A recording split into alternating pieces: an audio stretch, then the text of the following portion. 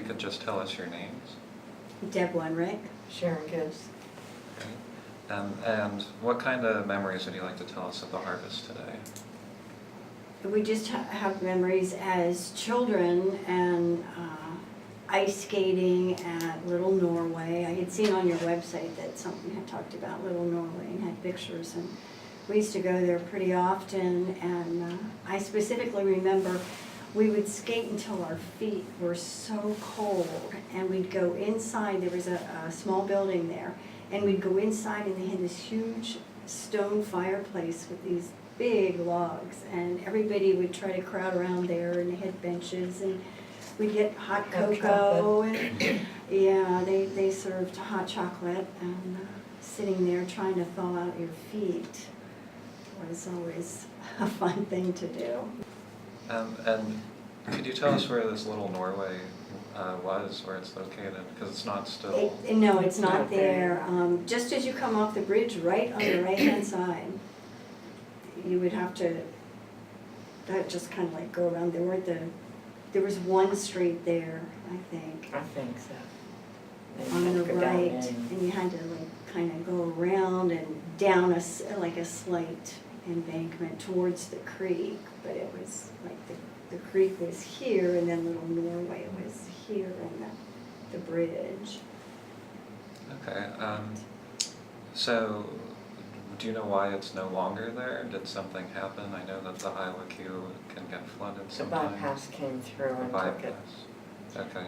I didn't know if it was gone before that or not. I don't remember, because we moved off, and it was still there when we moved off the island. Okay. But while you were still living there, So- this was a Yeah, popular we place. moved off Oh, yes. right before the '72 flood. Oh, wow. So, That might have taken and most of it. actually where we used to live was totally taken away by the flood.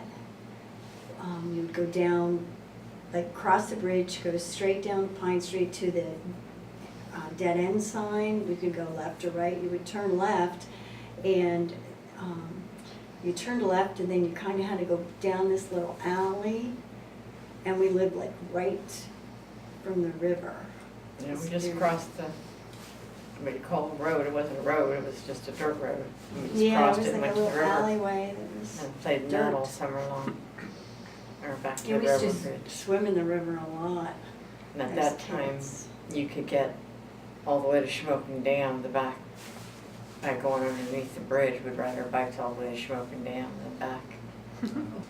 So you mentioned a few events, the '72 flood and the bypass coming through.